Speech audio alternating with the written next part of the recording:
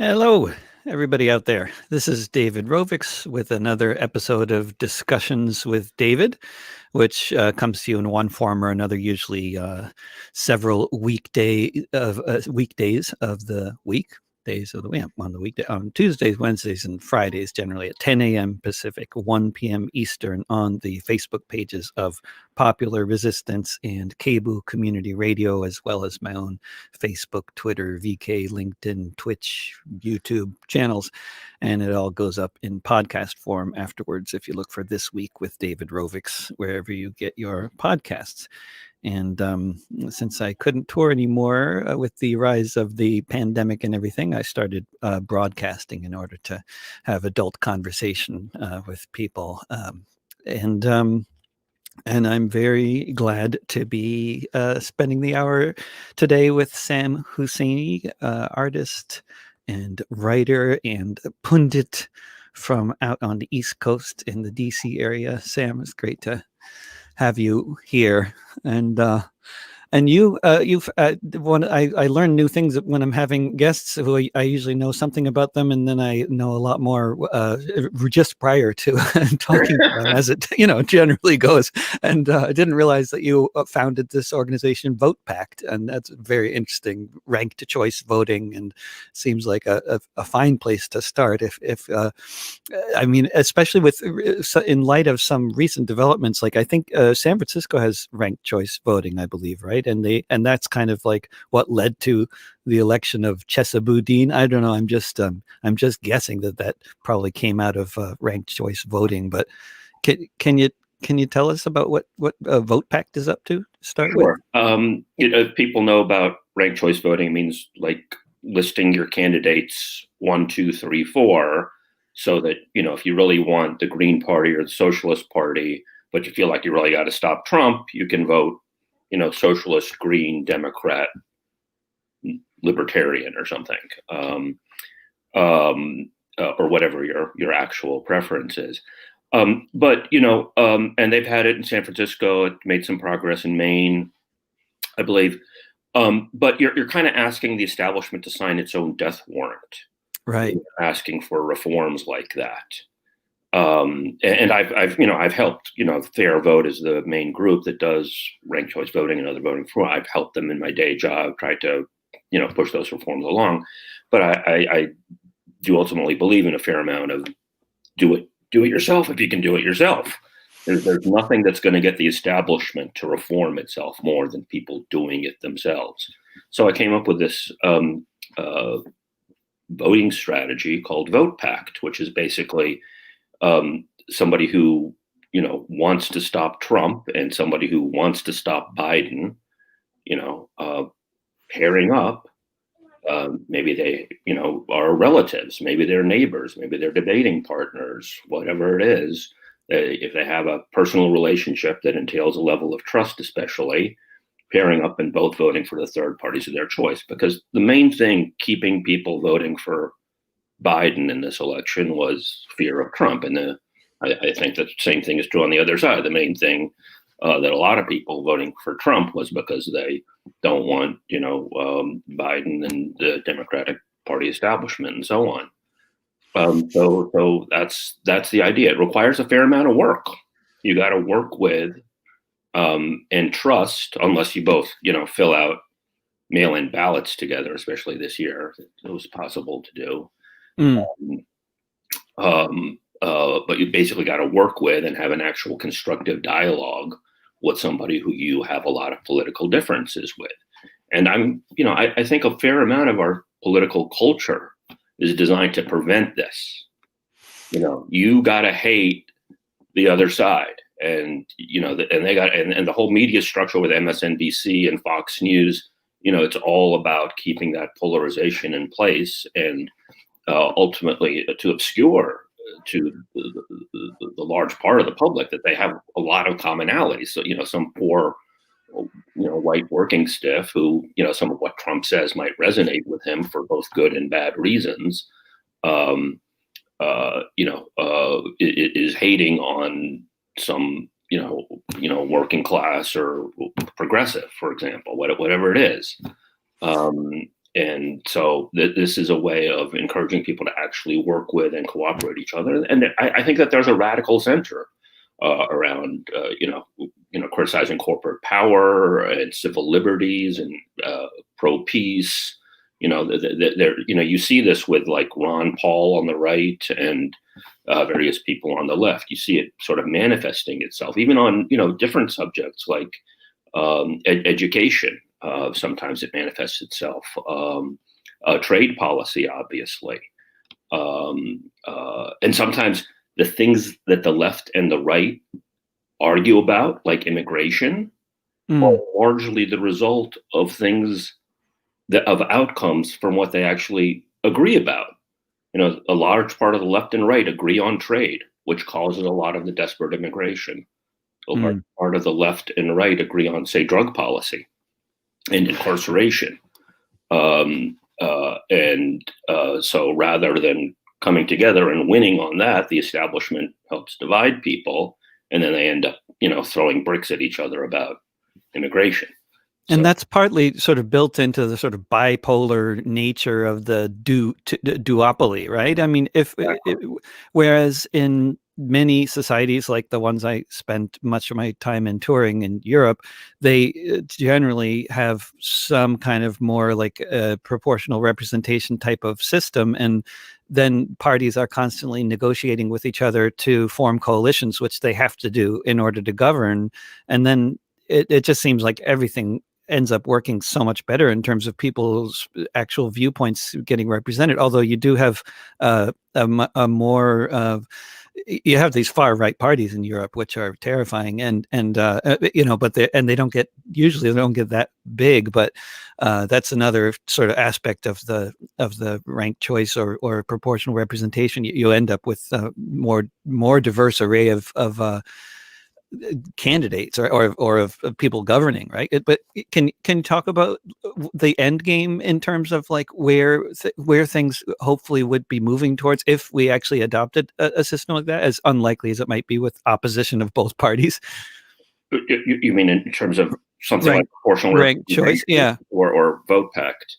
I mean, I know the vote pact thing is more this it's a sort of a popular education exercise, it sounds like, but but the goal ultimately would be to actually have a different sort of a real democracy, right? I mean, that's right. And what I'm saying is that the establishment is not going to allow reforms by legislation that whether it's ranked choice voting, proportional representation, that will that will lead to its demise, or at least they're going to fight it tooth and nail.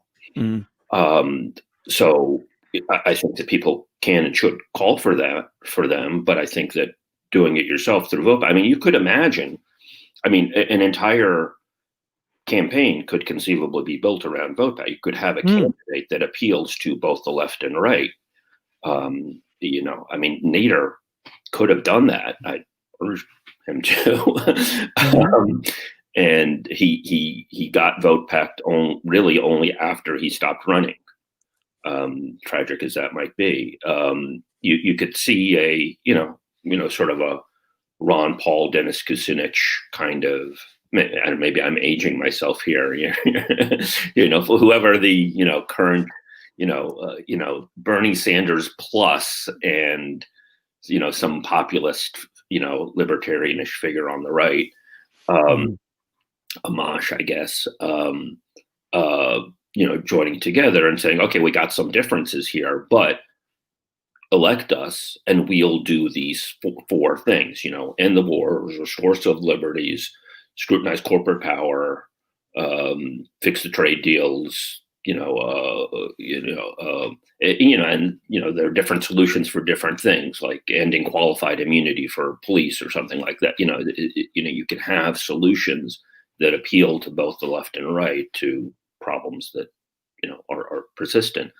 And I think part of this is that look at where we are right now. Biden, everybody's like asking Biden for a favor now. A lot of progressives, sort of broke thumbs of leftists and radicals. You got to vote for Biden or else. And That's not a good And place to be, in my view. what do you think of Biden's cabinet picks? And Right. it's yeah. Predictable. Predictable. I mean, Anthony Blinken as Secretary of State choice. I didn't realize until just before he named him that I had a run-in with him in Mm-hmm. 2000, 2007 was it? Mm-hmm. 2007. I used to go to, these politicians go to these Sunday morning chat shows and they get asked predictable questions and they give deceitful answers. I used to go with a cameraman in tow and ask actual tough questions. So around 2005, Biden finally said that his Iraq War vote was a mistake. So I had a shot at him in 2007. And I asked him, you presided over these hearings. Bernie Sanders during the debates kept saying, you voted for the Iraq War. Biden did far worse than vote for the Iraq War. He presided over the hearings in the previous year, to the end of 2002, that ushered in, that allowed for the invasion of Iraq to happen. And so I asked him, you did these hearings, Scott Ritter called them, a farce, rubber stamp for a Gulf of Tonkin type resolution to pave the way for war. And he, very abruptly cut off the questioning. And then a flack of his came up to me and, started, asking me, did you even read the hearing? The hearing transcript, and then claiming it wasn't apparent to me, but it's apparent now, he, meaning Biden, raised issues like the yellow cake, these various lies that the Bush administration had. And it was obvious that this flack was just trying to get in the way for me following up with Biden. Mm-hmm. Well, that flack was Tony Blinken, who was the staffer at the time for the Senate Foreign Relations Committee, oversaw those hearings taking place, which stacked the deck for the Iraq War, the Iraq invasion happening. It was a 30-second back and forth, and he lied to me 3 times. Because Biden was a very really a proponent of the invasion and was not trying to play the opposition to Colin Powell's lies. He was just reinforcing them generally. Oh yeah, he was basically for the invasion before it happened. He cut down, like Ritter in 1998. When Ritter, who was the golden boy arms inspectors, when he was knocking down doors in Iraq against Saddam Hussein, and then when he said, "I don't think there's anything here. I've been knocking down doors and you guys have been cheering me. I don't think there's anything there. There's no WMDs." And then Biden turned on him. So it was evident even before the Bush administration, before 9/11. But Biden always positions himself as, you got to do it more smoothly. You got to get the UN on board, which is basically impossible. It's like his criticisms of Bush are purely tactical, Mm-hmm. Pretending that he would be able to somehow convince Russia and China to approve that it's so built up with all of these contradictions. And he's basically been lying about it in one form or another for just to literally appear like an opposition. Yeah, the Iraq War lies sort of swallowed the culture, and they've continued. And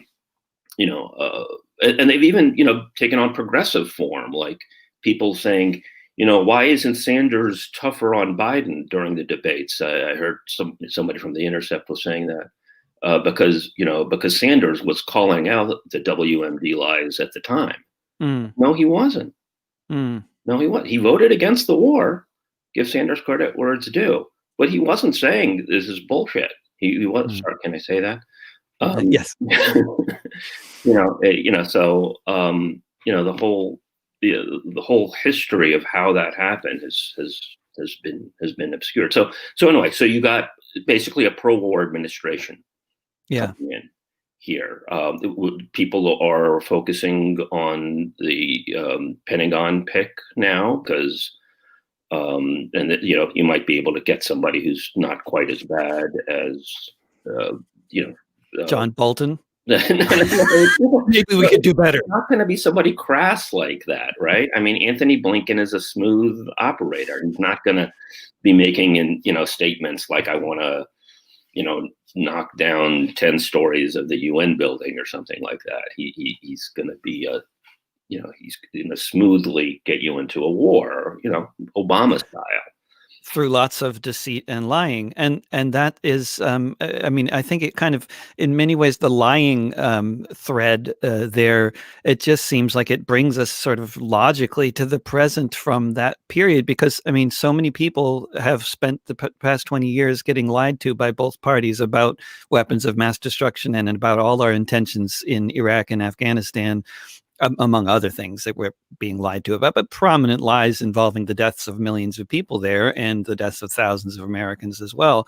And now it's like, I think that whole history, recent history, it just makes it that much more complicated for people who are trying to sort through the current reality. And I mean, how much responsibility do those liars from 2003 bear for the number of people who don't believe the virus is real, for example, or that that it's deadly? I mean, there's so many people dying in hospitals who think the virus is a hoax, and these things are not unrelated necessarily. Huh?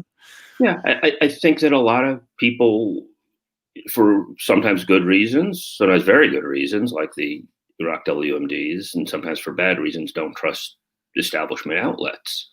Yeah. And Trump tapped into that, right? I mean, Trump, called out the Bushes during the debates in 2016. This sort of festering corpus of lies, the left, because it invested so much in Obama, in substantial part, didn't tap into it, and so it left it open for a charlatan like Trump to do so. It became possible for Trump to outflank the Democrats on the left, and it still seems like a lot of people don't understand that that's what he did, and that's what he continues to do. Right. And I mean, there's talk of him wanting to withdraw from Afghanistan, and somehow we're supposed to be against that. And the Democratic Party, of course, invested so much on this sort of Russia phobia, xenophobic stance over the last 4 years. And now there's almost a dueling anti-China coming from both parties. Right. Who can be tougher on China? And nobody's talking about lifting the 25% tariffs or any of that. That's just now it's something everybody supports, although they were just before that supporting free trade bills. And now there's this new free trade deal in Asia, which is a very interesting development. Or what is it? Not free trade, but some kind of trade deal anyway. Yeah. But I think that the establishment is very slick in terms of people thinking that COVID isn't real and so on. That it's very slick at conflating different things. Like, yes, I've done a fair amount of work on the origins of Yes, I wanted to ask you about that, and specifically, because speaking of weapons of mass destruction, and also the once we believe the virus is real, which is obviously, we're supposed to also then make this sort of leap of faith that the virus, that all the explanations for where the virus came from is the sort of something we're supposed to believe, along with the science of virology, as if these things should be conflated. But please continue. Yes. Right. I mean, so it's regarded in many establishment media outlets and so on that it's a conspiracy theory to think that it came out of a lab. And I looked at this a fair amount. I don't know that it came out of a lab, but it is no conspiracy theory. It is quite conceivable that that's what happened. This is what these labs are working on. In fact, is weaponizing viruses, right? And they've been doing that for a very long time. And this is part of the deal in the so-called defense industry in the United States, China, Russia, et cetera, right? Precisely. You're supposed to not have biological warfare anymore. There's a treaty preventing biological warfare, but it largely depends. Legal interpretations vary, but it largely depends on stated motives. So if they can claim that it is for peaceful purposes, therefore it's okay. Well, that's just stated goals, right? I mean, stated goals are farce. Look at Iraq, right? We went into Iraq for democracy and to get rid of weapons of mass destruction. Well, no, that's not why we went into Iraq. Those were the stated goals. It's a core thing. Separate out the stated goals from the actual goals, and what they euphemistically call gain of function research. What they mean by gain of function research is how to make a virus more deadly. That is gaining the function of the virus, to take a deadly virus and make it so it's transmissible by air. They actually do this in labs. It caused something of a furor when they did it for the avian flu in 2011, 2012, a lab in the Netherlands and another lab at the University of Wisconsin. And after the Ebola outbreak in 2014 in West Africa, the Obama administration actually put a pause on funding this kind of work. But there were exceptions. And one of the exceptions involved scientists in North Carolina, along with scientists in Wuhan, China, who continue to do some of this work.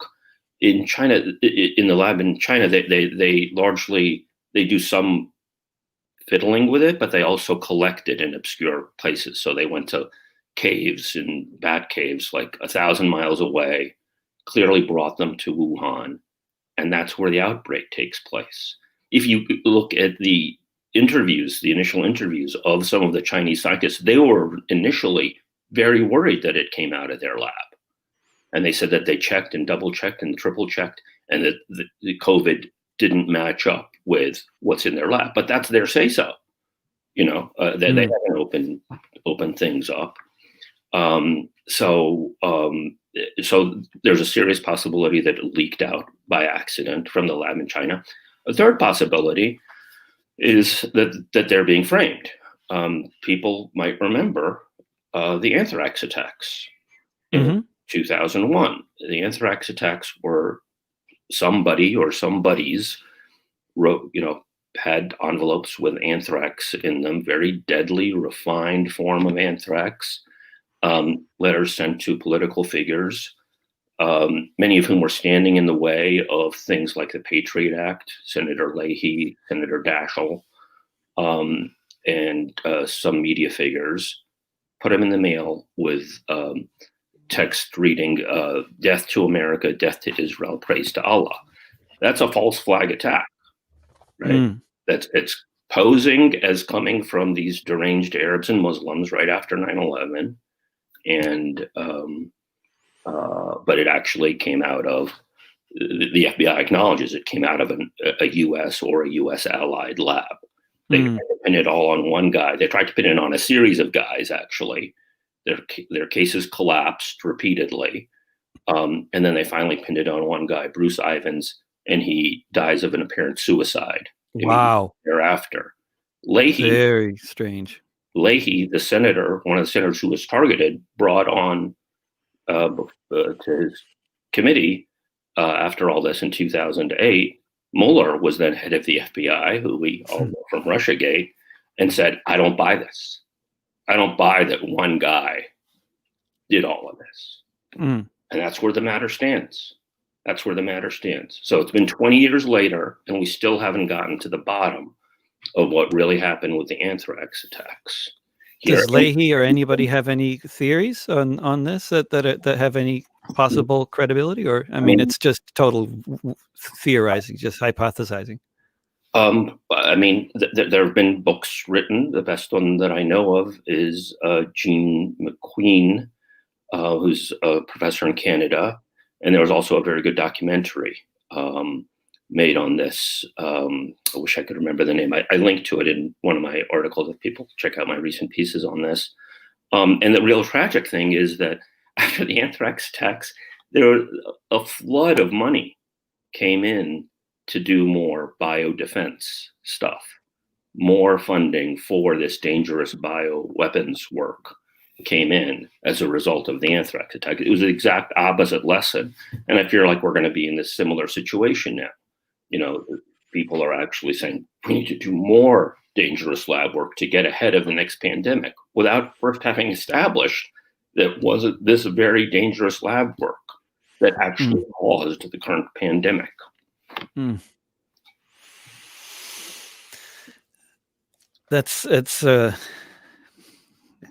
Have you had consequences for your article in Salon about this? Are you being shunned and talked of as a conspiracy theorist now? I don't think anyone's outright called me a conspiracy theorist because I, wrote detailed and evidence-driven things, but I think I've certainly been shunned as a result of this. I think a lot of people viewed it as quote unquote helping Trump in some way, even though, I did work on this. I started raising questions on this in February before Trump spoke out about it. Francis Boyle, who some of your viewers might know, a longtime left-wing legal scholar, and who wrote the relevant law implementing the U.S. implementing legislation on the Biowarfare Convention, was sending off emails saying "what the hell" in late January, and the CDC had a news conference at the press club where I have my office, which I don't go to anymore. And I asked a question there, asking them if it was a complete coincidence that the only BSL-4, the highest level lab in all of China is in Wuhan, where the outbreak started. And they didn't really give me a straight answer. So yeah, and some people I think are very defensive that, oh, you're polarizing with China by raising this. I'm like, no, I'm trying to get rid of a class of weapons. And if it did come out of the lab in Wuhan, the Chinese, I don't believe, had any interest in doing so. If the Chinese had anything to do with it, it was an accident. Chernobyl happened. Other states, do things either by accident or that are bad, and we shouldn't. But whenever you're looking into these sorts of things, there's one or another element that may just accuse you of politicizing things just because you're trying to get to the bottom of something. Right. I think they're politicizing. They're like, oh, Trump says it, therefore it must be false. That's politicizing it. Oh, it might hurt relations with China. Oh, that's politicizing it. I'm not I'm looking at the evidence and saying, this has been, I want to be clear, this has been a US-driven arms race that is reviving the prospect of having these bioweapons. The US has scuttled things, including during the Obama administration, at the UN to try to address this problem of sort of doing this biowarfare work through the back door. And so it's only natural that other countries would start trying to catch up.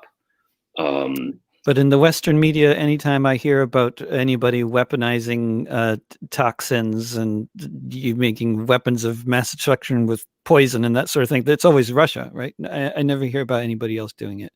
Right. Russia, who are poisoning their asylum people who used to work for the KGB and moved to England and seem to get poisoned a lot. Right. There's been a long-standing thing at finger pointing at Russia, and now some of the right wing is pointing at China. They're basically saying our labs are beautiful and glorious, and it's these evil Chinese labs. That's what you'll hear in certain right wing quarters, and ignoring U.S. labs, which has a vast network. So since 9/11, they've built like 30 of these top tier labs, which can handle these incredibly expensive facilities. England, France has some. Israel hasn't even signed the treaty. I mean, it's a hollow treaty because they've tried to hollow out the treaty by making this, it's only defensive. We're not making deadly pathogens to use them. We would never do that. We're only doing them to find out what the terrorists might come up with so that we can defend against them. We're only doing them so that we can figure out what nature might throw at us. And it's been interesting for me because it's kind of driven home to me how much at a societal level, people kind of view nature as the big other. I mean, you can other China, you can other Russia, you can other Muslims, you can other Palestinians, but, the big other is nature, and it's bad, and we have to, do all of our manipulations in order to control it. Well, maybe all your manipulations are the problem. I mean, I don't know. I'm a journalist trying to get at real answers here, but you're dismissing that possibility, and it's not an evidence-driven process that people are engaging in. Yeah. And then speaking of more non-evidence-based processes, I mean, if we move into another realm of weapons of mass destruction, which I noticed you were just tweeting about the other day, we have now, of course, the U.S. has been involved with a bipartisan effort to miniaturize nuclear weapons. And then also everybody's freaking out about any kind of nuclear research going on in Iran. Meanwhile, it's just a code of silence around the hundreds of nuclear weapons that Israel possesses. Absolutely. And it's really important right now, actually, because every incoming U.S. administration, tacitly since Nixon and explicitly since Clinton, enters into these agreements with Israel that we will not acknowledge your nuclear weapons. Israel has this stance of, pretending that they don't have a nuclear weapons arsenal pointed at many, many countries, which they obviously do. Part of their motivation is that U.S. law would call for a cutoff of funding to a nuclear proliferator. Israel is a double nuclear proliferator. It got and stole nuclear material to build its own nuclear weapons program, and then it tried apparently to sell stuff to apartheid South Africa.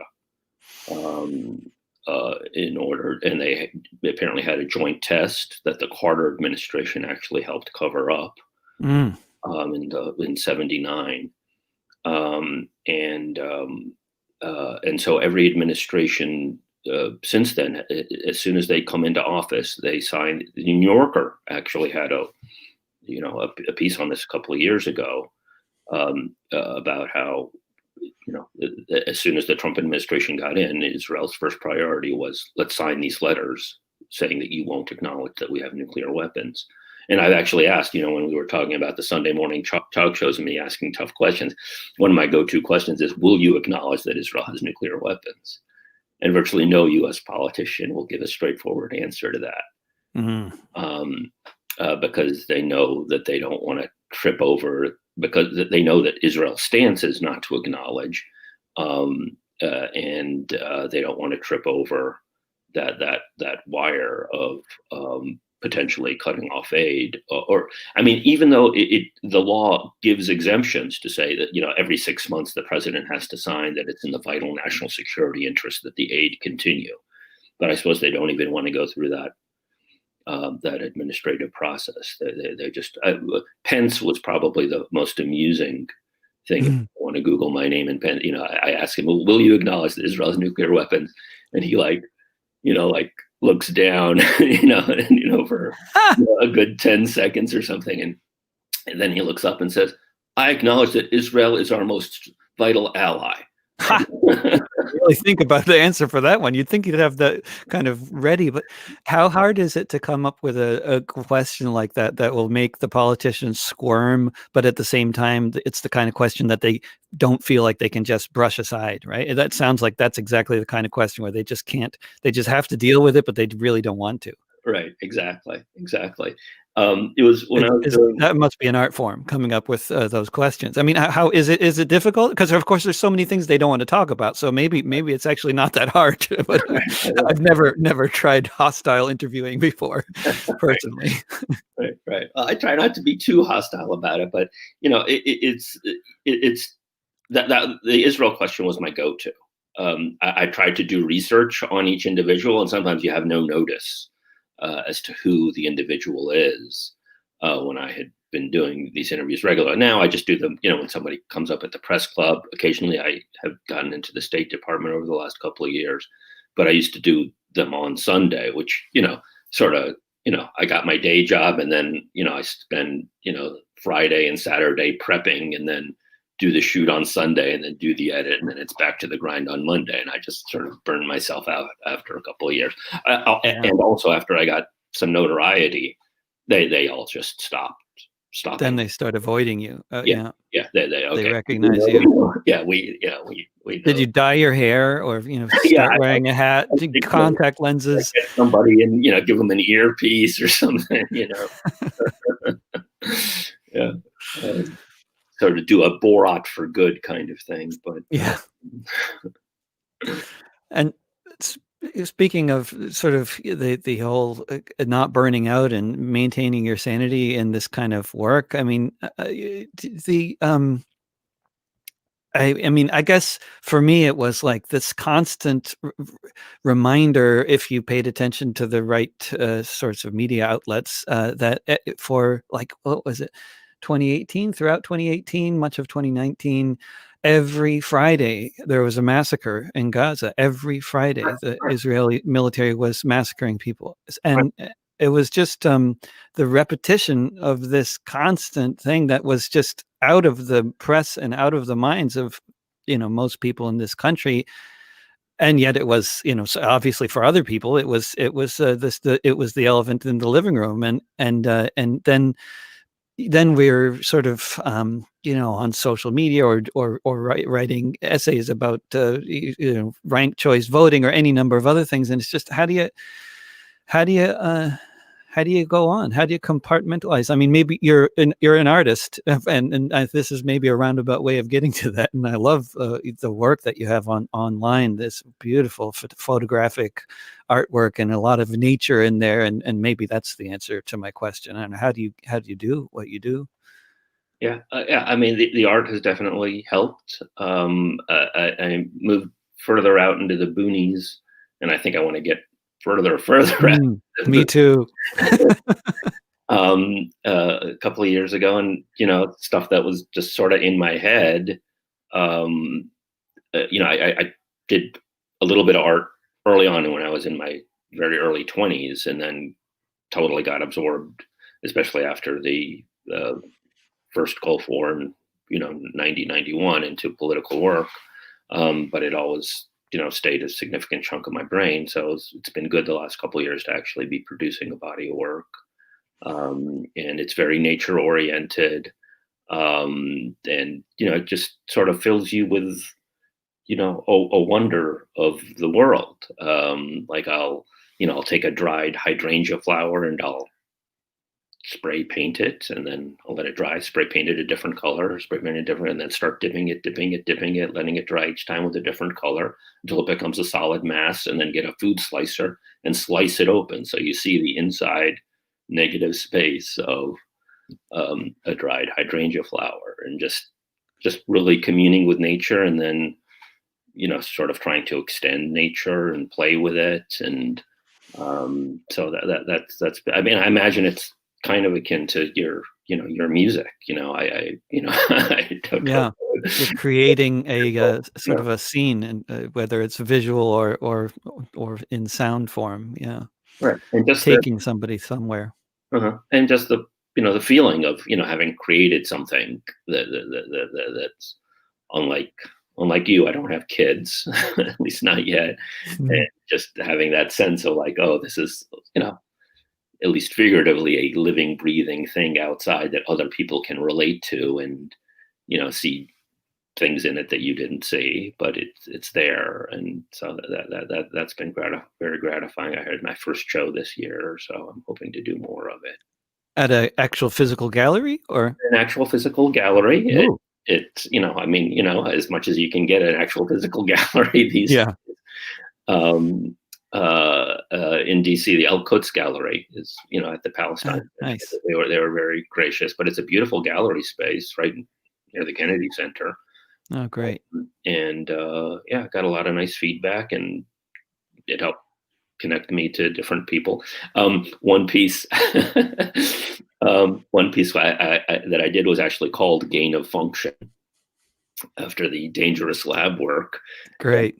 The Washington Post actually reviewed it, the art show, and actually mentioned gain of function and explained what it was, which wonderful. I think was the only time the Washington Post acknowledged gain of function other than in a China bashing context. That is fantastic. Through the through the art column, I got that little tidbit in there.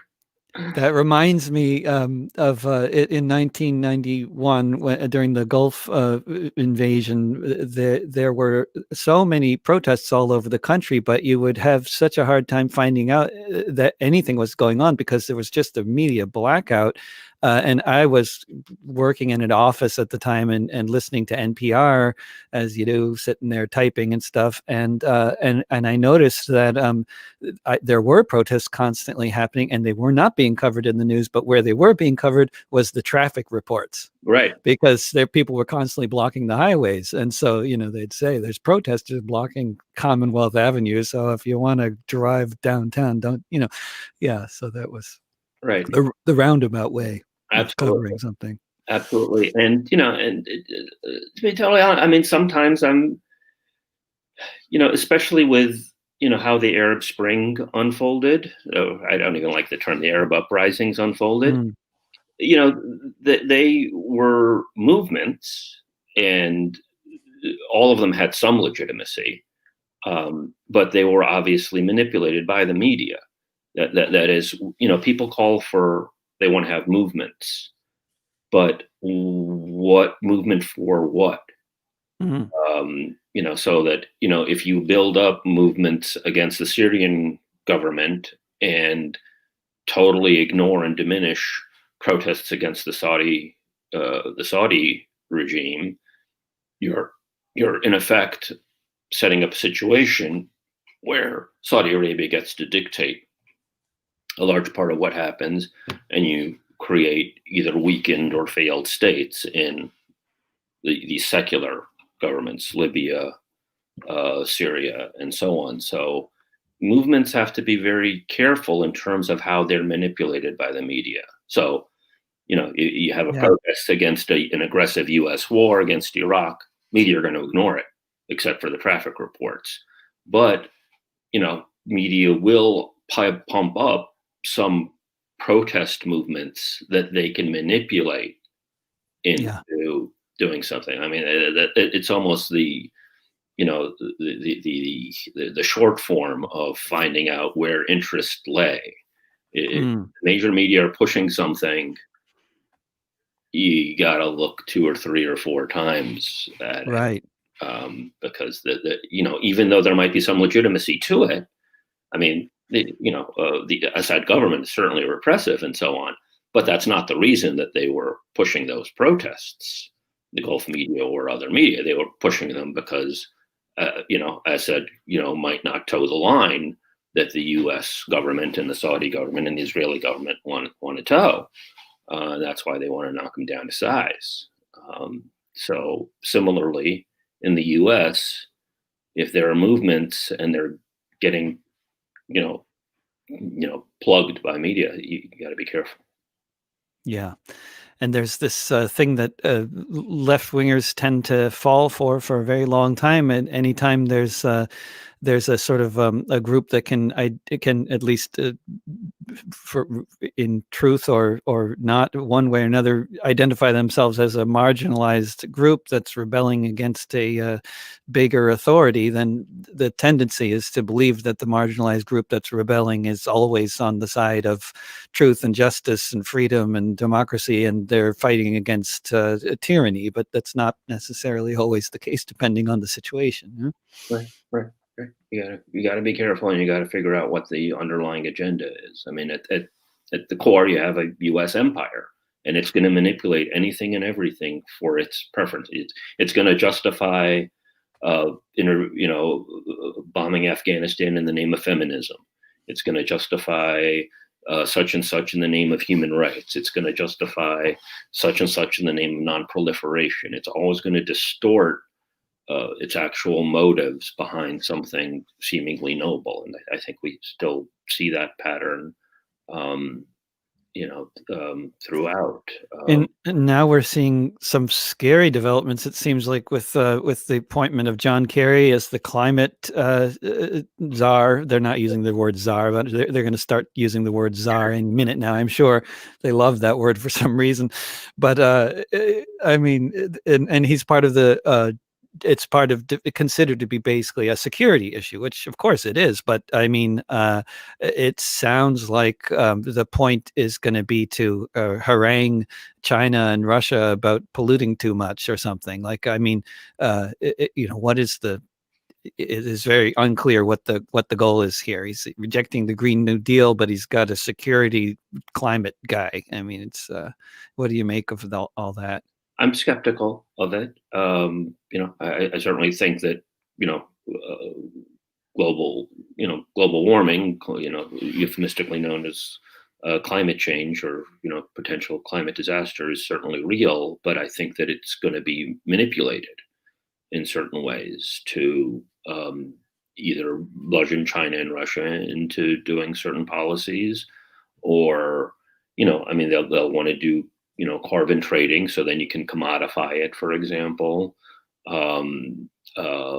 As always with these kinds of things, I think we got to be careful about the civil liberties ramifications of things. Will it be used as a pretext along certain lines? I think that there's some legitimate concern regarding the pandemic around that as well. As real as the pandemic is, you have to be careful that it won't be used as a pretext for certain policies.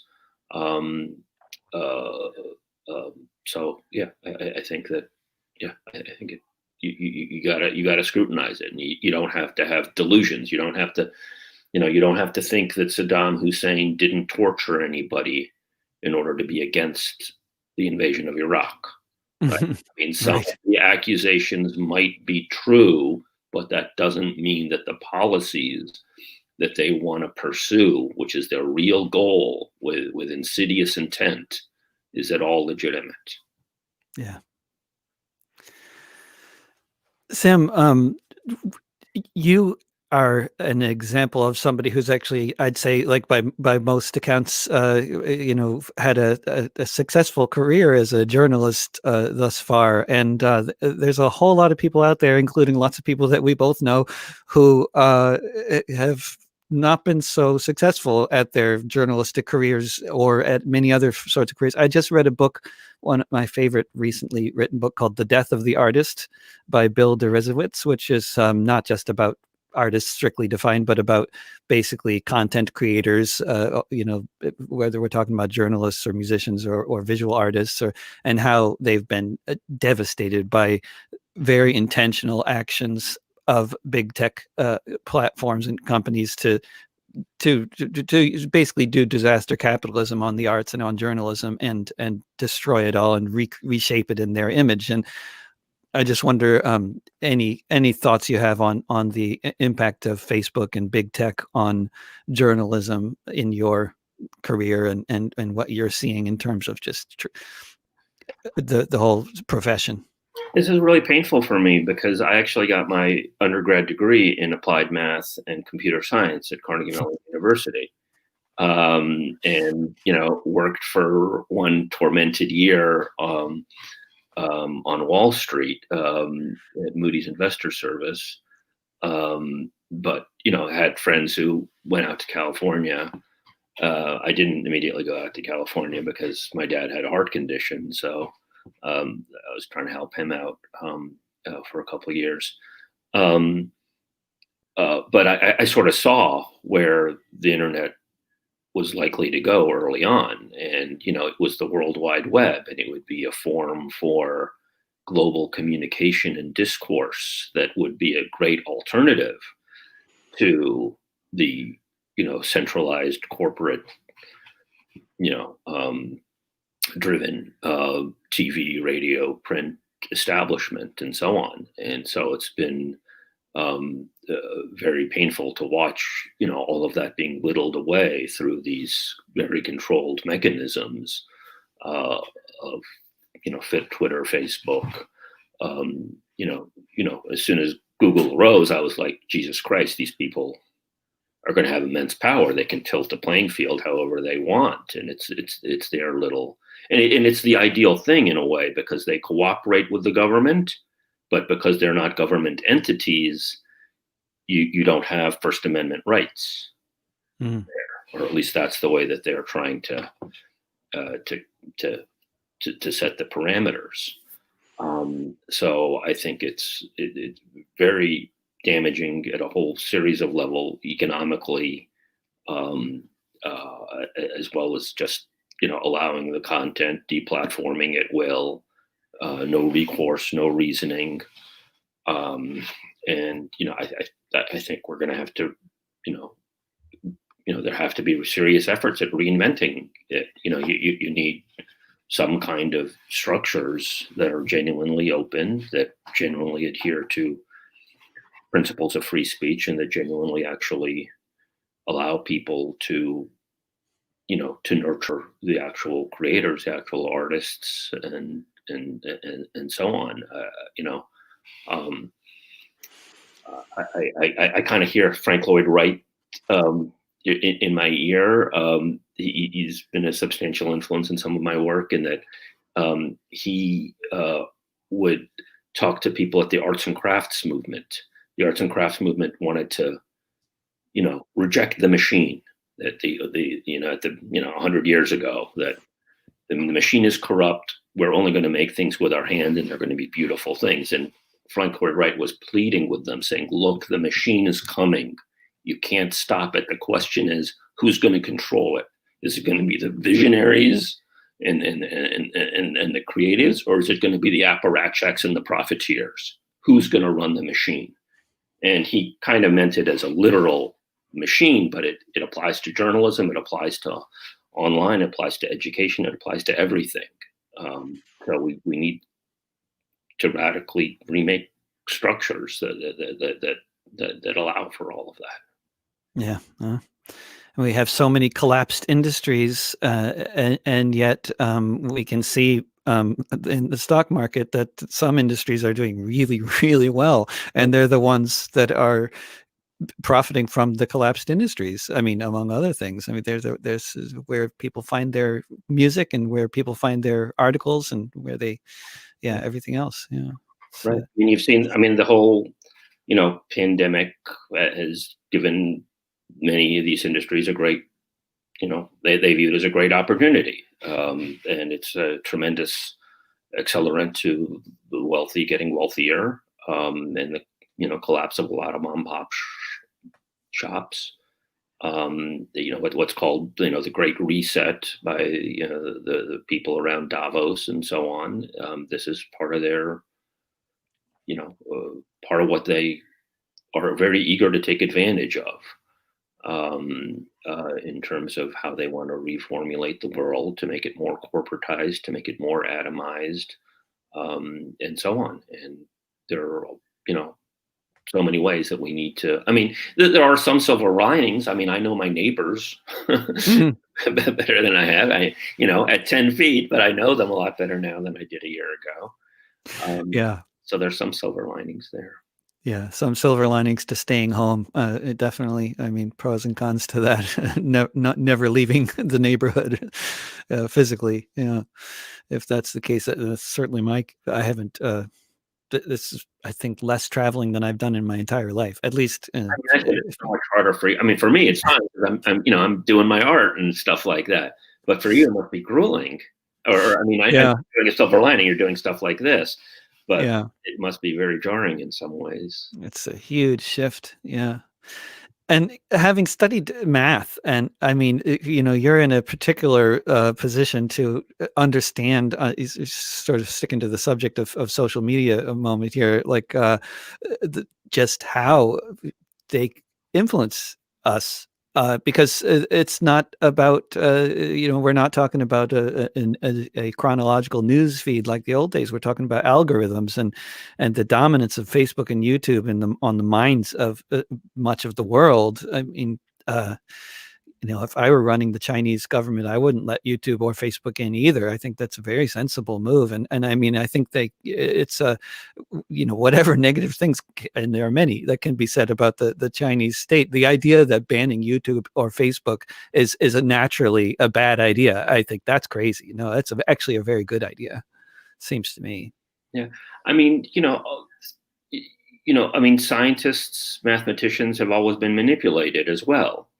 They're kind of like any other creative. Their creative powers are harnessed for corporate profit and any other ideas they might have. I mean, you had mathematicians, 2 centuries ago, wanting to build machines to determine what's true so that people of good faith can come together and turn the crank so that we might come to the best answers to resolve human differences. That's Leibniz. There are a lot of mathematicians who wanted to use logic and the sciences for, the betterment of humanity. Albert Einstein and Bertrand Russell wrote a letter to nuclear scientists saying, you can't, let the politicians dictate to you how you're going to use your intelligence. They're just going to use it for their geopolitical games. Yeah, I think that there needs to be a lot of outreach as much as possible to the scientific community. You had Google people, saying, well, you don't want to work on drone assassination, programs and what might facilitate that kind of thing. And you had something of a rebellion at Google. I wish it was a lot more. I wish it was even broader than that. But I think that's part of the tension between the corporate model and people trying to be ethical creatures. Sam, you got any predictions for what's going to happen in this country or on the planet over the next few weeks? I wouldn't want to ask for you to predict anything further than a few weeks, but I mean, a few weeks is a tall order as it is. But we need to be envisioning good things. There will be mass global protests like February 15th, 2003, except sustained, that will compel the Biden administration to start dismantling the U.S. empire. And people will start communicating across lines of class and nationality and come together, and we can have a loving global orgy, I guess. I don't know. I like it. How much do you think growing up in Queens impacted your perspective that maybe we all can just get along? I mean, is it? Well, it's funny. I grew up in Queens. I found out recently, not too in an apartment building that Trump got for his 16th birthday. Oh. And he lived in a very grandiose house, of course, about 2 or 3 blocks away. And this apartment building was right between Jamaica, Queens, which is largely poor and African American, and Jamaica Estates, which was filled with opulent Tudor houses. And I was literally on, there's like a 1 block between those two, maybe 2 block cushion between those 2 worlds, and I was in between that. So that was very very interesting. elucidating Between those 2 worlds. Yeah. Sam, thanks so much for joining me. It's been really fun. Thank you. I hope to see you soon. Excellent. Be well. And thanks everybody for listening to this discussion with Sam Husseini out there on the East Coast. Check out Husseini. No, he just it was just on his no, so Husseini.org, and is his website, and you can hear this conversation archived on YouTube on the Discussions with David playlist at youtube.com/drovics, and you can find it elsewhere, including the Facebook pages of Popular Resistance and Cable Community Radio. And if you look for This Week with David Rovics wherever you get your podcasts. All right, everybody, mutual aid will get us through. Trust your neighbors. Don't pay the rent. I'll talk to you soon.